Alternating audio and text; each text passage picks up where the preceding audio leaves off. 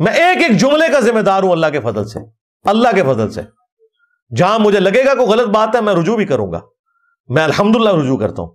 اچھا، ایک ایک جملے کا ذمہ دار۔ چلیں بطور نمونہ کہ ہم مرزے کے 3 جملے آپ کے سامنے رکھتے ہیں، پھر دیکھتے ہیں کہ مرزا ان سے توبہ اور رجوع کرتا ہے یا نہیں کرتا۔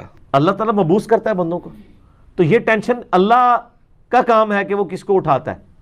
اللہ کے فضل سے میں نے جو سٹیٹس اویل کیا ہے اس دعوت کے عوض ختم نبوت کی برکت سے، اس طرح کا سٹیٹس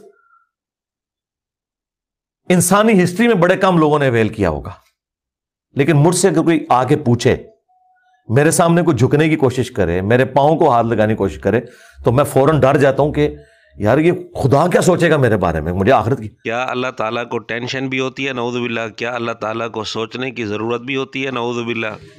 اس قوم کا آپ لیول دیکھ لیں۔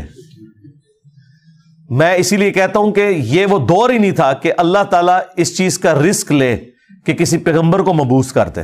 کیا اللہ تعالیٰ نے کبھی رسک بھی لیا ہے نعوذ باللہ؟ سوچنا، ٹینشن اور رسک لینا یہ تو تب ہو سکتا ہے جب نعوذ باللہ اللہ تعالیٰ کے علم اور قدرت میں کمی ہو۔